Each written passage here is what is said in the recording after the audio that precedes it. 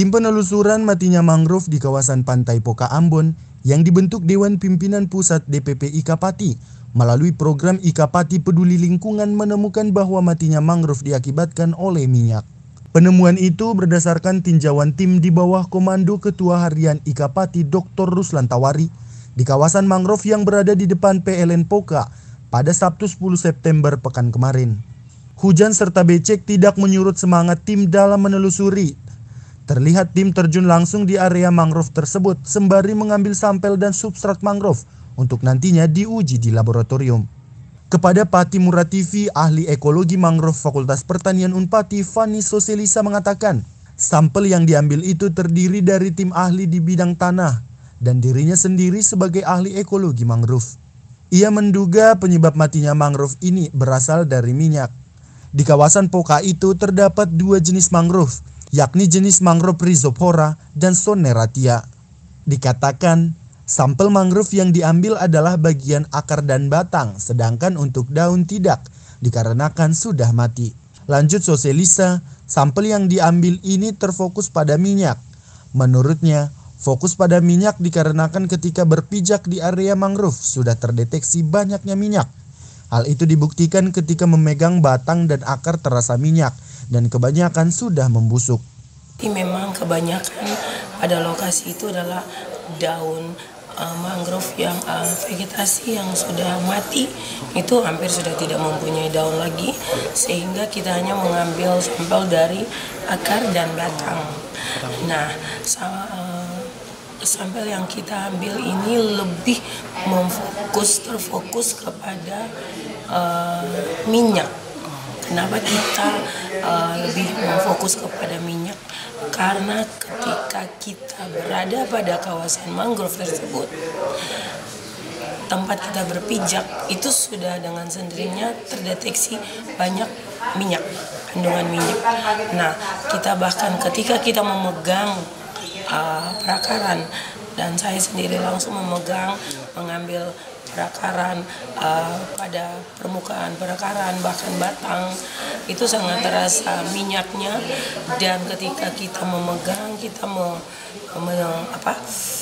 mencoba meraba kekuatan atau kondisi permukaan dari batang dan akar itu sendiri, itu pada dasarnya semuanya sudah busuk. Sudah istilah orang bahwa ketika kita pegang aja dia luruh, meleleh, dan itu teridentifikasi berarti jenis tanamannya itu sendiri itu sudah busuk. Nah, pendugaan pertama kita adalah bahwa minyak bisa merupakan penyebab terbesar. Karena apa? Karena kita tahu bahwa fungsi mangrove, buat orang yang awam dengan kondisi mangrove itu fungsi utamanya, kalau kita berbicara secara fungsi dan manfaat, ada fungsi fisik, fungsi biologis, bahkan fungsi kimia. Kalau kita melihat kepada fungsi kimia, fungsi fisik, utama yang dari kita merangkum dari itu adalah fungsi mangrove itu memerangkap jika dia akan memerangkap substrat yang kaya akan bahan makanan, yang nantinya bahan makanan itu sangat berguna bagi ikan-ikan yang biasanya bermain atau mencari makan pada kawasan itu. Nah, karena fungsi memerangkap itu, sehingga pada kondisi sekarang ini ketika kawasan mangrove itu dicemari oleh tumpahan minyak, entah dari mana datangnya tumpahan minyak itu, yang pasti bahwa pada kawasan areal mangrove pada kawasan depan PLTD Poka penuh dengan tumpahan minyak. Lanjut Soselisa, mangrove yang mati kebanyakan berada di bagian belakang, sementara bagian depan yang hidup sepenuhnya tidak terendam minyak karena hanya mengalami air pasang dan surut. Pada dasarnya mangrove yang mati itu adalah mangrove yang orang bilang di bagian belakang. Mangrove yang dilihat itu adalah mangrove yang paling depan. Mangrove paling depan berarti kita bisa mengatakan bahwa dia masih bisa dikatakan hidup karena dia tidak sepenuhnya terendam oleh minyak.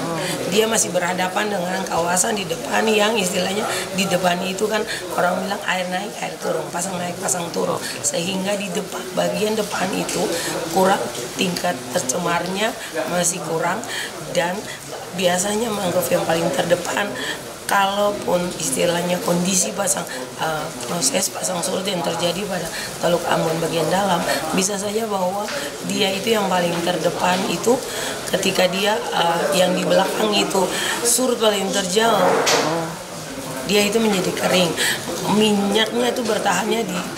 Tapi kalau bagian terdepan itu dia masih bisa menerima imbas dari pasang naik pasang turun, airnya tuh masih istilahnya air dari lautan yang luas itu masih belum tercemar.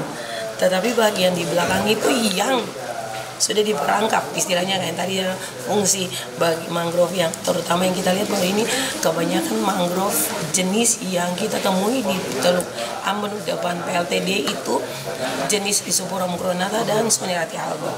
Nah, yang paling banyak mati itu yang di bagian belakang itu adalah Rhizopora mucronata. Sedangkan yang paling terdepan dan bagian pinggiran sungai itu adalah Sonerati alba. Jadi di situ ada dua jenis ya Ibu? Ya, dua jenis yang paling dominan. Nah, yang paling pinggir dan paling ini berarti dia masih dapat bahan makanan atau dia punya kebutuhan hidupnya itu masih dari yang bagian depan, tidak terlalu tercemar, tidak sama seperti minyak yang sudah terperangkap di kawasan bagian belakang. Nah, kayak gitu. Dari sampel yang diambil itu, ia belum bisa memastikan kapan hasilnya keluar. Nantinya sampel itu akan dibahas terkait dengan maksud dan tujuan penelitian, sehingga membutuhkan lab yang benar-benar terpercaya dan fasilitas yang mumpuni. Janes Palol melaporkan.